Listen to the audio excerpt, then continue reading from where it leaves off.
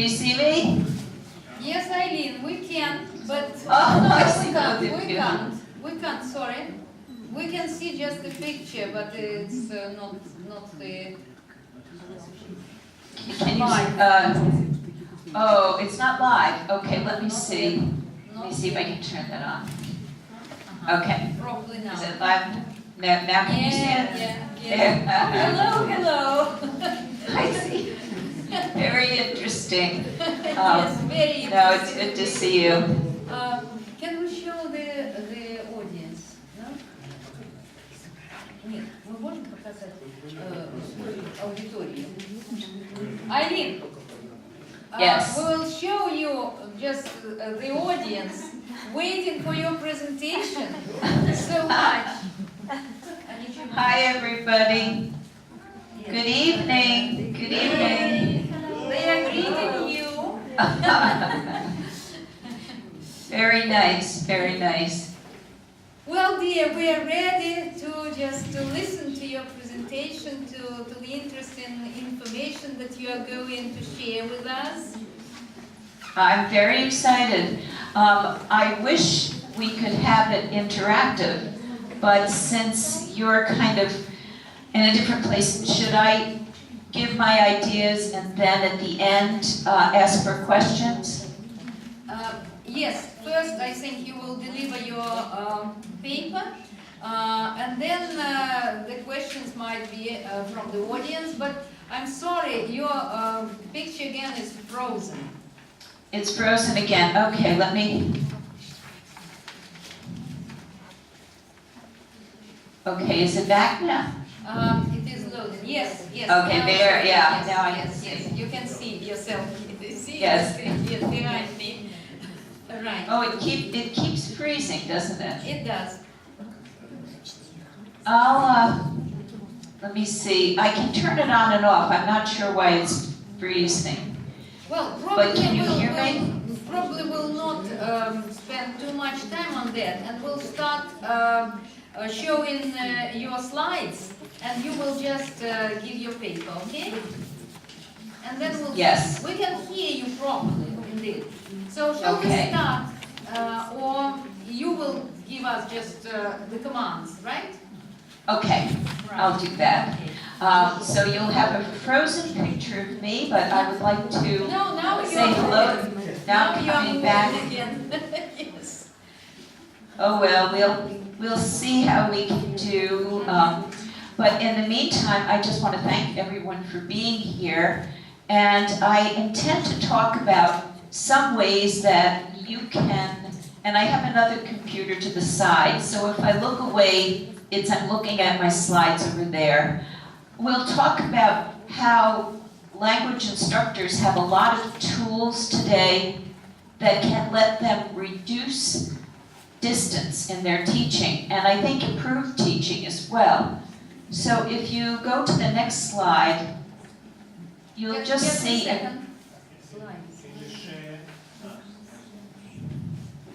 Just wait a second. Okay.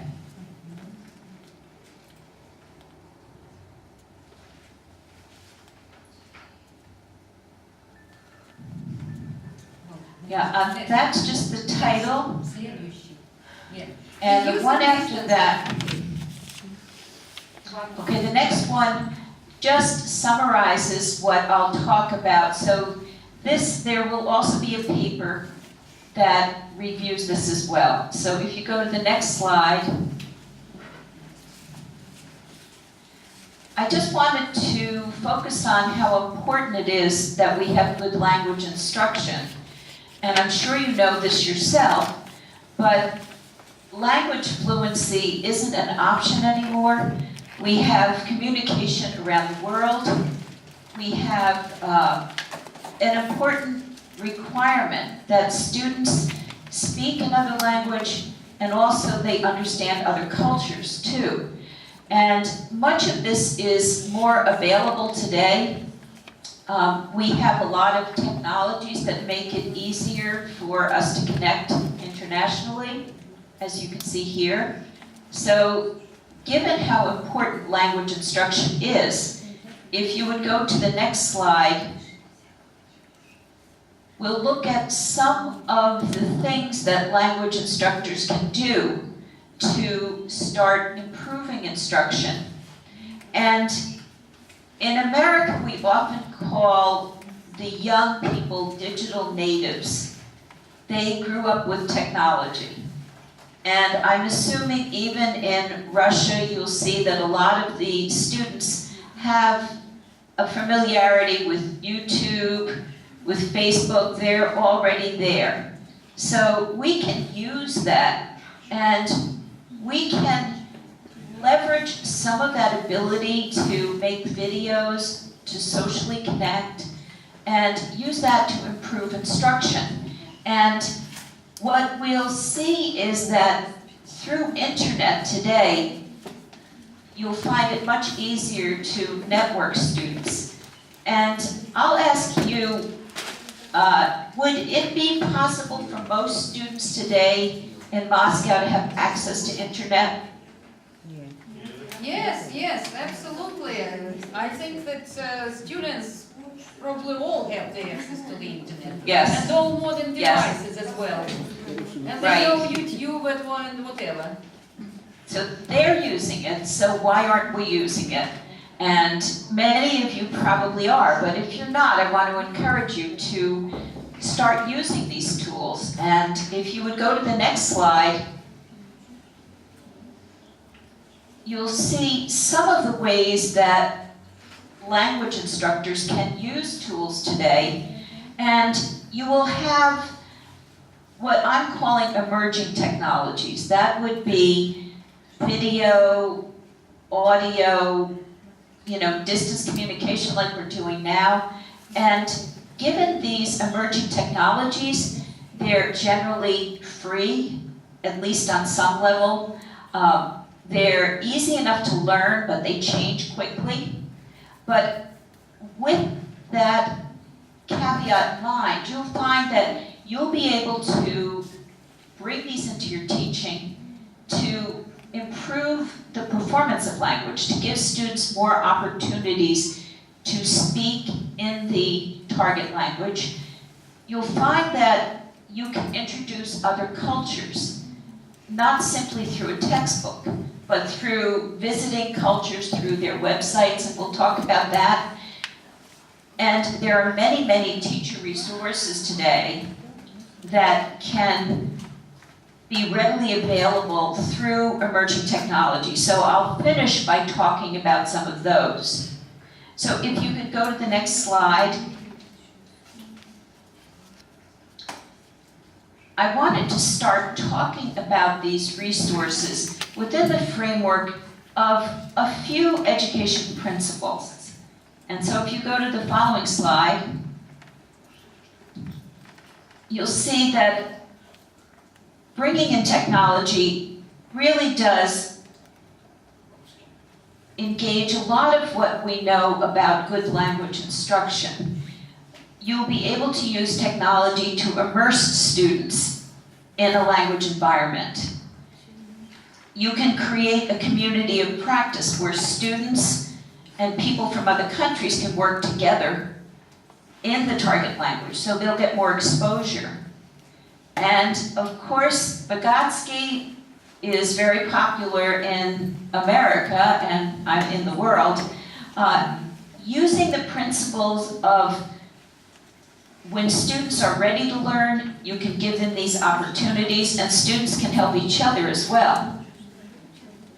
Now, I want to make a case that internet technologies, especially video, can be a very good way to motivate students to do their homework, and it also can be a safe way for them to work. You'll see that they can work privately with the YouTube. They don't have to make it public right away, so they can start practicing and feel comfortable. And what my contention is, students today use cell phones. They are already sharing video with their friends. It's a media they're very comfortable with. So we might as well use that with our work. Now, one of the things that, although students may use these very playfully and to communicate, you can use these tools to really do some deeper analysis, and you can compare different cultures. You can create studies that can get students to look more deeply. And finally, as you think about some of the things I'll be telling you, remember too that assessment is always a big part of instruction. How do you know they're learning? How do you know they're speaking in the target language? Well, today you can have live video tracks that you can save. You can see the student's development over time. You can put assessments into tools that they're familiar with. Facebook, which I'll talk about, is a very good way to share video and to see whether people are growing. And I'll show you something too that I've been doing in my classroom with badges. It's another emerging technique that has students look at each other. And so you'll be able to find ways to put some of these skills into practice. So if you could go to the next slide. Remembering some of those principles, as we look through, start thinking about using websites and Facebook. And not just as a way for you to keep information, but as a way to work with students. Do many of you use this today, Ala, in your own teaching? Do people use these tools? Yes, rather many of us. Oh, good, good. Well, then you can come and teach us too. If you go to the next slide, what I've been finding is I tend to make websites, and they've been relatively easy to do. I'll show you some examples. But Facebook is becoming much more popular, and it's becoming easier to use. And it has a lot of the same features that you might want for a website. It's not going to be very deep, but with a website, you can do a lot of text. You can put in a lot of materials.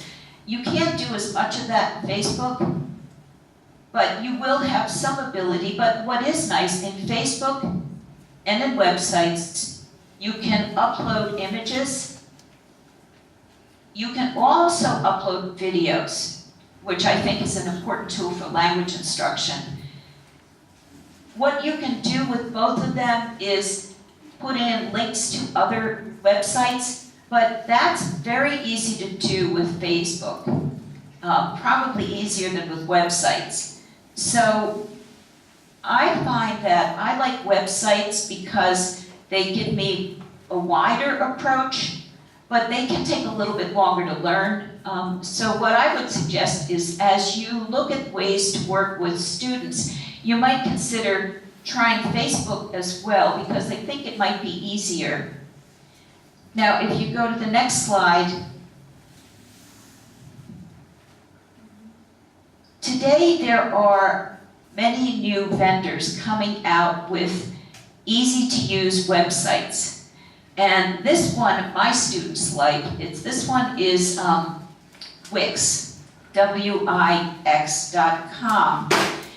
It's very picture-oriented, so students can upload pictures of themselves, and they can put in materials, but it is a little bit limited, I find, if you want a lot of text. But these are very easy to use, and they have templates.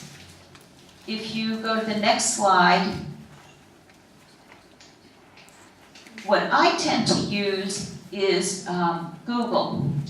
Google lets you make websites that are more like you can put more information in, and they take longer to learn, but I like as the structure, because students aren't they generally like the, as I showed you earlier.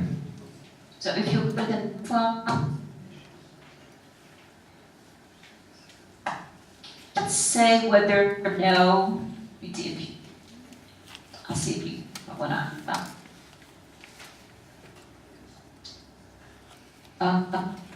The slide, Sorry, Eileen, a slight problem. The sound is not perfect. Oh, Just a second, just a second.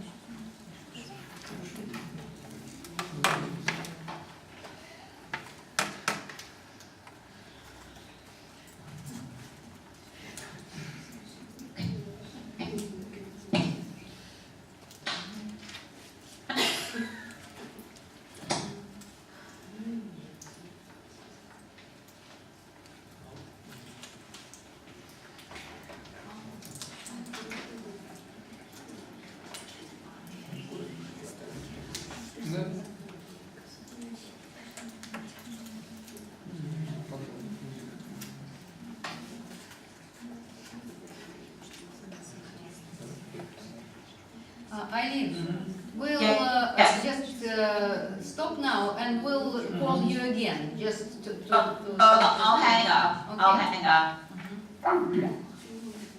Очень плохой.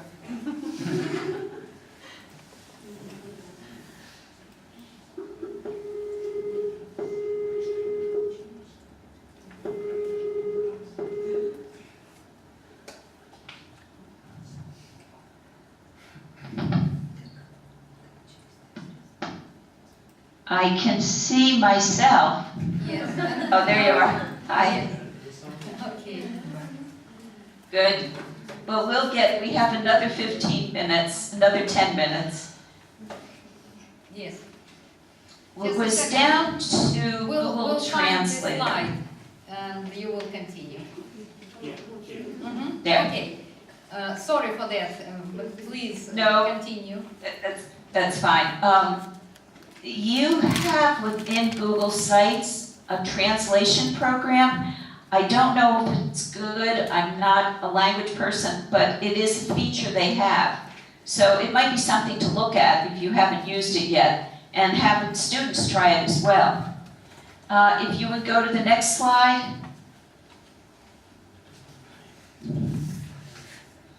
Just to review some of the things that you might find useful. If you have the students develop websites, they can do it very quickly. They can update it. You can have them store resources that they find. And I think with video, they can show how they're learning over time. So you can see a video when they begin, you can see a video later, and they feel safer. It's not as though they're in front of a class, they're in front of their computer, and so I think that it might get them more comfortable.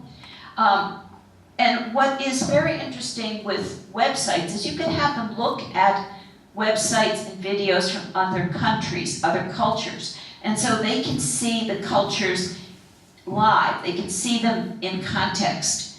And students will eventually have to work with people in other countries for jobs, for many different ways. Then you could, oops, I'm getting a message. Then I think you'll find that there would be a lot of ways that this can help them in their own future.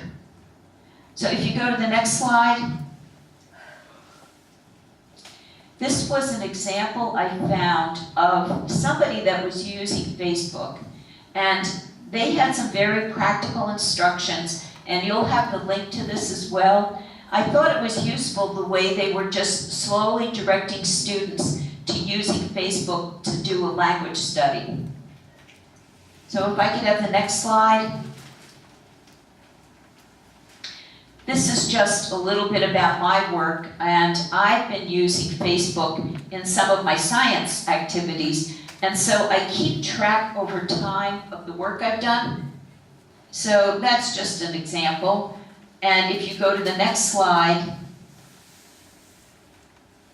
you'll see that I've actually been able to videotape my class. We meet in virtual spaces, and then I've uploaded the videos into Facebook. So as an instructor, you can make your own videos and upload them, or you could have students create videos. Now if you go to the next slide, just to say a little bit more about YouTube, if you're not using it, your students are. They will certainly be looking at it, and it's very easy to just turn on your cell phone and take a tape. So I think it becomes a very useful way. If you go to the next slide, that video will allow you to do several things. Of course, you can look at videos on the internet, and that's where students can actually see and hear the target language being used. And they can also get a cultural exposure to modern day culture. But when they're making their own videos, you can see they'll feel more comfortable, they'll feel safe, and you as an instructor can see them grow over time. They can do their own self-assessments as well. So if you would go to the next slide. When you're using videos, a way you can use it is to allow students to create activities, vignettes, and you can see over time as they progress whether they're picking up language the way you'd like them to. So it's an assessment tool as well. If you would just go to the next slide, and I'm keeping an eye on the time. We're going to just look at a few. I know I'm watching because I know you have a busy day. Let's look at a few other things you can do. If you go to the next slide, there's a new thing, at least in the United States, we're calling badging, where what I did with my students was I had them review each other, and they gave badges. And so I wrote a paper on that, but badges can be a way to have students evaluate each other, or you could give badges. And what I did find was students were very serious about evaluating each other's work, and they were very professional. So you can have different evaluations. You can have the students evaluating each other, and you can have them separate from your evaluation. Now, if you go to the next slide, it's just an example of a badge that I did, and I even have materials, if you're interested, on how you can make these badges yourself and how you can distribute them. Just email me. But I found that students could vote on each other's work. So if you have people making Facebook pages, you might even have them vote on each other's work. So if you go to the next slide, I'll finish up this aspect with looking at virtual reality. And if you go to the next slide, what I've used over time is something called Second Life. And in that, you can have students go and visit virtual spaces in other languages too. And so they'll get practice talking with people from other countries. And you can actually videotape those interactions as well. And just to show you, if you go to the next slide, that we really do have a number of different countries and locations. This is a location. And if you go to the next slide, I even put in the map so that you can find it. So you can visit your own country as well. And I should go back and show you the pictures again. If you want, this might be a good shot. And if you go to the next slide, you'll see that using these combination of tools today, you can have students working across time. They can create learning journals. They can be analyzing different cultures. They can be gathering insights, writing papers, keeping them as journal entries. And you can require that they communicate within social networks and even joining other forums. If you go to the next slide, you'll see that what I've done here is just provided a number of examples of ways that you as an instructor can use internet. And Ala, do we have time that I show these, or should I stop? No, you can some time. Okay. What I want to change now is, before I talked about ways you can have the students use these tools in their learning, now I just wanted to show some of the wonderful resources that are available to you as instructors. So if you go to the next page, and I've made these slides available because I would like you to see these links and go to them, visit them yourself.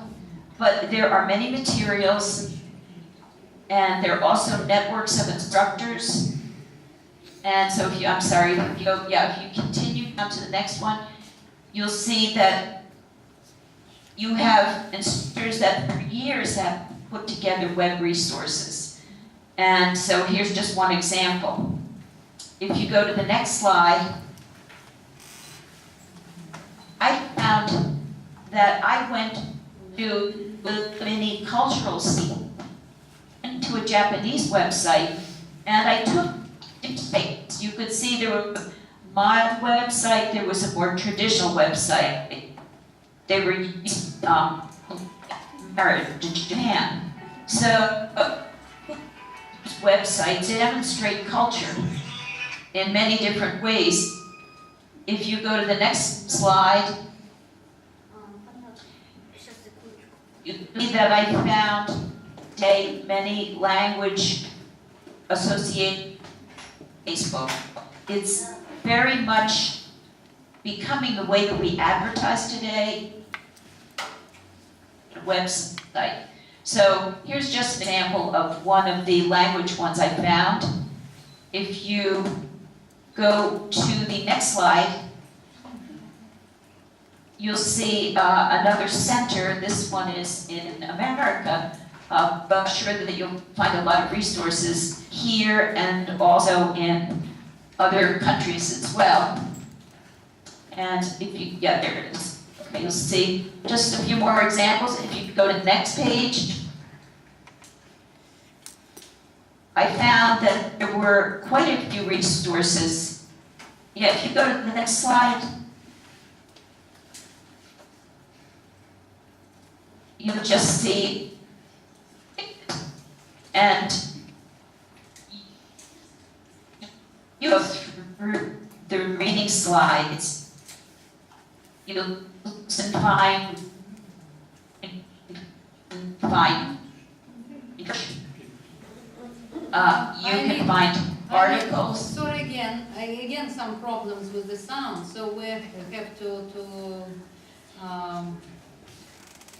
start again. Okay. I'll hang and I'll wait.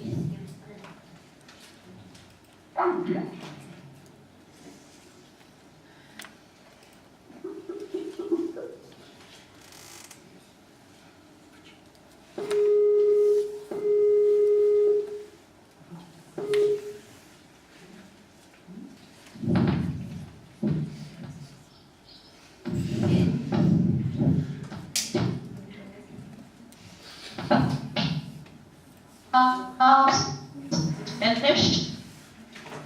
I'm looking at the way can you use the students and then to professionally develop ourselves. And so I think at this point, you're probably almost finished with your time. Should I wait to see if there are some questions from the audience? Yes, I will ask the audience. The audience, do you have questions? Есть какие-то вопросы?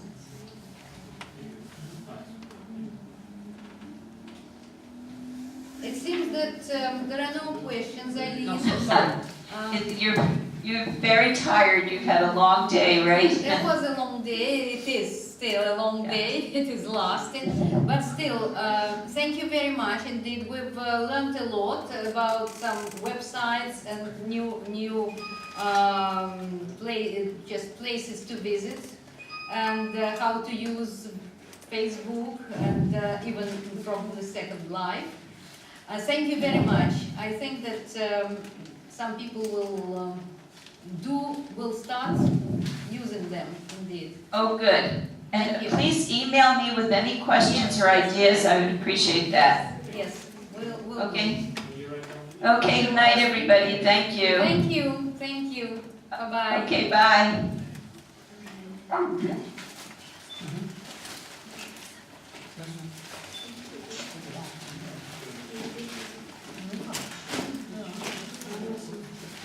у нас еще одна последняя конференция из другого университета о программе Global Understanding, которая объединяет около 40 университетов мира. И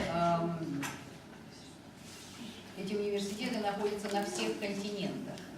Поэтому об опыте этой программы сейчас Джейми и Марион постараются рассказать.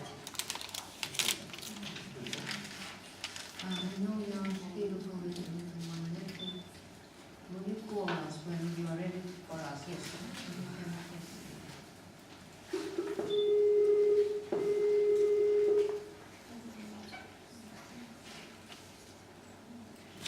Oh, hi.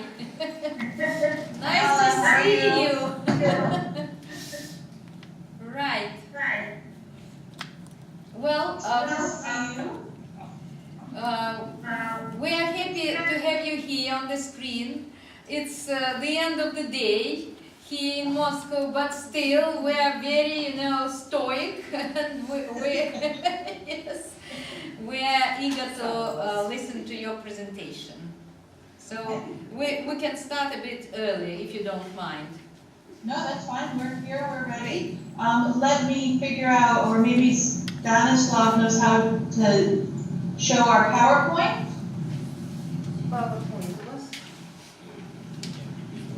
I think since you called us, you have to share. You will show your slides, and you will just monitor your slides yourself, isn't it?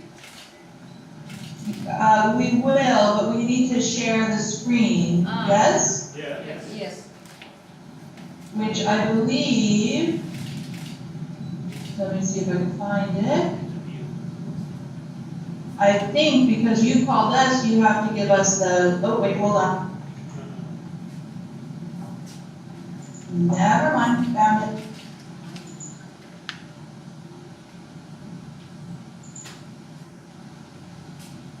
Okay, probably will take just a second or two.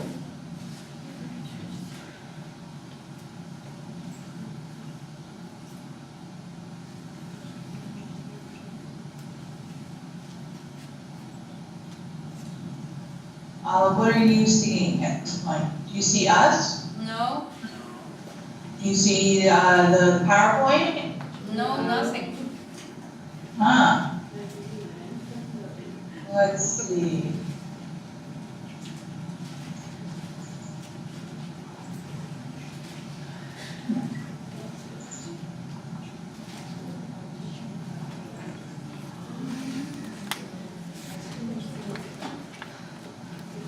Okay, it says we're sharing our screens, but apparently it's not going through.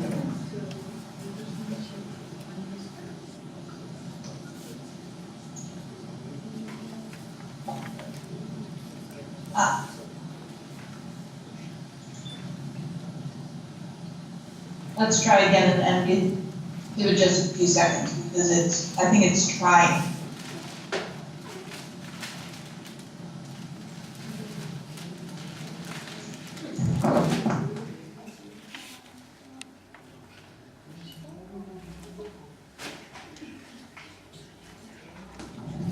If this doesn't come up soon, why don't we just go ahead and talk without the PowerPoint? Without the Can you hear us? Yeah, okay. Yeah? Yeah, Okay. well, I think there is no choice, so if we don't have it, we don't have it. Okay. Okay, so hold on one second.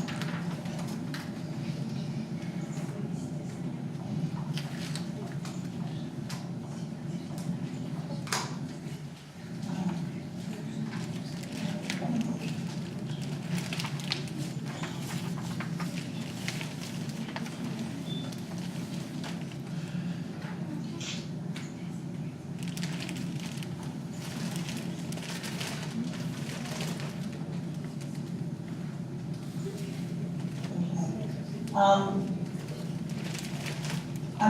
seeming to have some difficulty getting out of the share screen thing. Can we call you back? Hang up and just try to call back and do a straight video conference?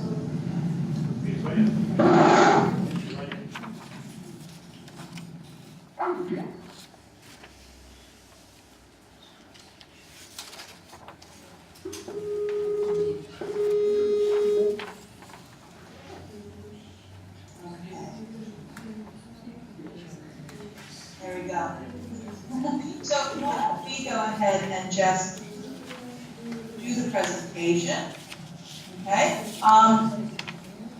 So thank you very much for inviting us to this conference. Thank you for just accepting our invitation.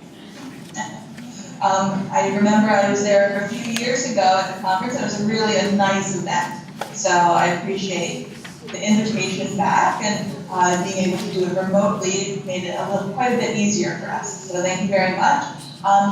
Today we're going to talk about the Global Understanding Project program and its impact. I'm Jamie Leibowitz. I'm the Director of Global Understanding Program, and this is Marian Kessler. Yes, and I'm a teacher in the Global Understanding Program, and actually in the Department of Psychology. And she takes care of a lot of our assessment for the program. So she's the one who can really tell us how the program is impacting students. Well, here and abroad, I should say. Before we talk about the assessment, though, I do want to give a little background about what the program is. I know at LMSU you're familiar with the program since you're a part of it, but perhaps others aren't. So the idea for this program developed because of the need for our students to interact in a globally connected world. So we live in an interconnected world. There's no more such a thing as Greenville just dealing with people from Greenville, right? And we want our students to be able to interact internationally. However, we know that when people are exposed to a new culture that they've never seen before, the only thing they really see is their interpretation. They're going to view something and interpret through their own cultural filter. And we want them to get our students beyond that. We want them to understand the cultures that they work with from the perspective of those cultures, and have this idea that how they understand things might be different from the way other people understand things. So the situation here in the US and at ECU is that approximately 80% of our population in the US agree that college students should have some sort of international study abroad experience so that they can gain these types of knowledge, skills, experiences. However, in the US, only about 4% of college students study abroad. At ECU, it's less, only about 2% of our students study abroad. And yet, all of our students will face the challenges associated with the globalized world, even if they stay in East Carolina, stay in Greenville, stay in North Carolina. They're still going to be working at companies that have international components, dealing with people in the community who are from other countries and cultures. So everyone, no matter where they are, have to deal with this global situation. And that is true for all of our partners, no matter where they are. We know that international education has a lot of value. It provides ideas about how to be a good global citizen. It helps with dealing with issues of conflict and peace. If you know more about a society and the people, you'll know better how to negotiate any solutions.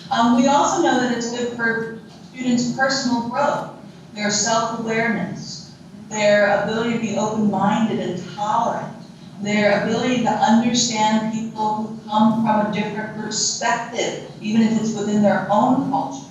It's just this exposure to other perspectives helps them to open their mind to other ideas. It's also good for skill building. It helps with critical thinking, problem solving, perspective taking, and for our students, a big bonus is intercultural communication. While for our students, most American students are unilingual, right? They speak English, which is an unfortunate state that our students don't pursue other languages. However, English has become the lingua franca of the world, and yet how people, especially people for whom English is a second language or a foreign language, how people are able to communicate effectively in English differs. So developing intercultural communication skills is a very important thing that international education helps with. We also find that international education prepares students for a global economy and helps them to get better jobs. So there have been some studies done with multinational corporations, and they were asked one of the things that they were asked were what types of skills do they seek? What types of skills do they feel that students who take and study abroad have? And do you actively recruit based on those skills? And many of the companies identified things like technical knowledge, the ability to work in cross-cultural work environment, knowledge and understanding of international systems, which includes languages, policies, and practices, interpersonal and communication skills, initiative and creative thinking, adaptability and positive response to change, and enthusiasm for the substance of the job as key characteristics that human resource people are looking for in new employees, and also things that students get from a study abroad experience. We also see that depending on the country, many companies actually actively recruit for study abroad experience. And we have the information for Russia. In Russia, about 45% of international organizations, international corporations, actively recruit and actively seek workers who have international education experience. In some other countries, such as Spain, it's even higher, it's 83%. In the US, it's actually it's approximately the same, a little bit higher, about 55% of our corporations actively seek students who have international education experiences. And what that means is if you have international education experiences, you are that much more likely to get the job, especially over someone who doesn't have those types of background, that type of background. So if it's such an important thing, and it's important for helping to get a job, maintaining world peace, just personal growth, and a number of other issues as well, it's a very elitist thing that only 5% of our population in the US, and I don't know what it is for Russia, but I'm assuming it's a fairly small number, maybe not that small. Only about 5% of our population is able to have that experience. So what about the other 95%? And that's essentially where we come in and what our program focuses on, that other 95% that don't get to study abroad, but still need an international experience.